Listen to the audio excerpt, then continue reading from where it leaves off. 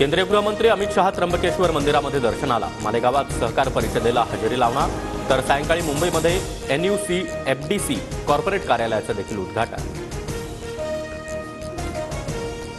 अमित शहांवरील संस्कार कोल्हापूरचे वाटत नाही. शरद पवार यांचा थेट हल्ला. देशाच्या गृहमंत्र्यांनी तारतम्य ठेवून भाष्य करणं अपेक्षित, पवारांचा शहांना सल्ला.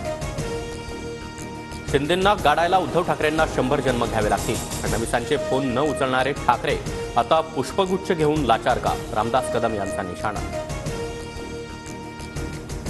उद्धव ठाकरे बिनडोक राजकारणी. पवार आणि काँग्रेसनं साथ सोडल्यामुळे ठाकरेंकडे दुसरा पर्याय उरला नाही. पालिका स्वबळावर लढण्याच्या ठाकरेंच्या निर्णयावर बावनकुळेंची टीका.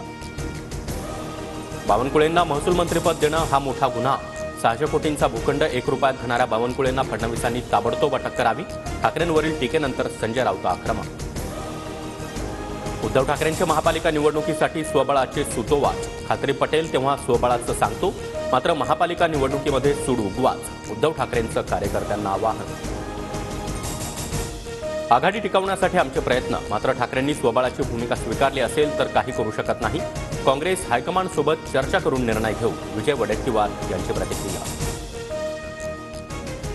ठाकरे गटासह काँग्रेसला भगदाड पडणार, उदय सामंतांचे संकेत. आज रत्नागिरीतून उद्धव सेनेला ट्रेलर दाखवणार. ठाकरेंचे 4 आमदार आणि 3 खासदार, तर काँग्रेसचे 5 आमदार शिंदे गटाच्या वाटेवर, सामंतांचा दावा. सामंत गुंतवणूक आणण्यासाठी दावोसला गेले की माणसं फोडायला. शरद पवार यांचा पलटवा. तर ठाकरेंचे लोक त्याग करतील, मात्र पक्ष सोडणार नाही, पवारांना विश्वास. महाविकास आघाडीमध्ये 1.5 वर्ष विरोधी पक्षनेत्याचा फॉर्म्युला असण्याची शक्यता. नव्या फॉर्म्युल्यासाठी शरद पवार आग्रही, तर ठाकरेंना विधानसभेतील विरोधी पक्षनेतेपद द्यावं, काँग्रेसची भूमिका, सूत्रांची माहिती. राजकारणात दगाबाजीशिवाय काही होणार नाही. न दिसणारं चित्र दिसेल. पूर्ण पिक्चर बाकी आहे, बच्चू कडूंचं सूचक वक्तव्य. उद्धव ठाकरे शरद पवार भाजपशी हातमिळवणी करणार असल्याचा देखील कडूंचा दावा. पीक विम्यात भ्रष्टाचार झाला असं बोललो नाही, तर गैरप्रकार असा शब्द वापरला.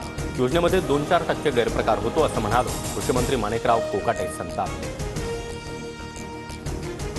शेतकरी कर्जमाफी देण्यासंदर्भात महायुतीमध्ये मतभेद. राज्याच्या तिजोरीवर आर्थिक भार पडणार असल्यानं अजितदादांचा कर्जमाफीला विरोध, तर जाहीरनाम्यामध्ये आश्वासन दिल्यानं भाजप कर्जमाफीसाठी आग्रही, सूत्रांची माहिती.